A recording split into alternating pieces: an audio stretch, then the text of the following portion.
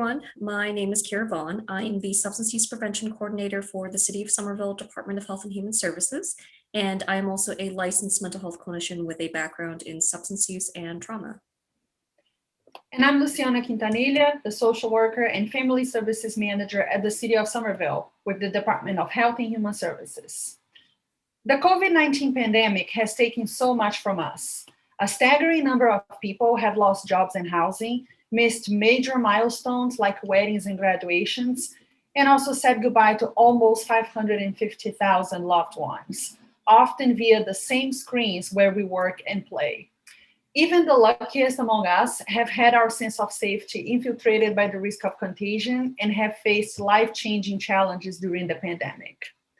Now that vaccination rates are increasing, the weather is getting warmer, and businesses are slowly opening and loosening restrictions, there is a collective sigh of relief associated with these changes. We are all kind of coming through a collective traumatic experience, and even though we may be relatively protected from the virus, we spent a whole year trying to protect ourselves and others from it. So it can certainly be challenging to navigate the new social environment as we all continue to grapple with the health concerns, fear, and grief the past year has wrought. And that leads us to the question, how can individuals manage anxiety now that everything is starting to reopen and going back to quote unquote normal? First of all, I would say it's super important to remember that anxiety is a very normal response to this very abnormal situation. Like all emotions, we experience anxiety for a reason. Anxiety helps us to prepare for challenging situations by motivating us to take steps to keep ourselves safe, both mentally and physically. However, if anxiety goes on for too long, this can do just as much harm as it can do good. The pandemic has also really brought out a fundamental human fear about how the world and life is out of our control. We can start to cope with our anxiety by learning to tolerate these uncertainties. And this can mean letting go of expectations that we might have had for certain events, good and bad. Life will also continue to just look very differently moving forward, and that's totally okay.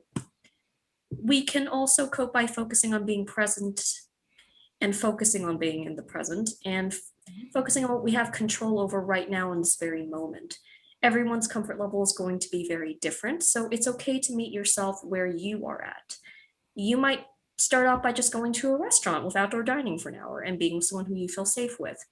Once you try an activity that you haven't done in a while, be mindful of how you feel. Remember that the past year's changed all of us, and it's okay to take things as slow as you need to for yourself. It's important to be mindful of COVID-19 grief. 1 in 3 people is grieving someone lost to COVID right now. So even though spring has sprung and it feels like a time for celebration, some of your social energy might be better spent seeking in-person support from people who have experienced a similar loss. In terms of going out again, we're all thinking, woohoo, party, fun times, and all the things we miss doing. But it's important, especially if you're experiencing grief, to understand that that might not be actually what you need, or it certainly might not be all of what you need right now. In addition to grieving loved ones, people are dealing with other forms of loss as well. For instance, there is a lot of grief that teens are experiencing in terms of having lost a whole year of their adolescence and a year that they will never get back. Also, the isolation has been particularly hard on young people who are in a phase of development where they learn from socializing. Meanwhile, parents might be torn between encouraging their kids to get out of the house and worrying for their safety. Some things that can be done for an easier transition into this new world are to do some activities together, to go out on the weekend and do something fun when each other will feel safe, and that demonstrate to everyone that it is okay to be out and about again.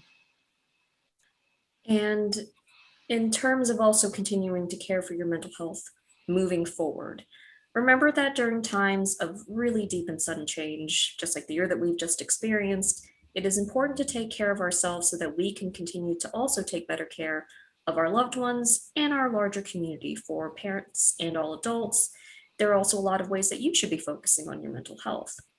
Number one, I would say just be patient with yourself. No one has remained unaffected by the pandemic. While some people may appear to be going back to normal around you, remember that everyone heals at their own pace. Focus on pacing yourself through your own individual mental health journey. This process does not have to be something that you race through. For instance, some people may be rushing to jump back into big gatherings, just like Lucy had mentioned.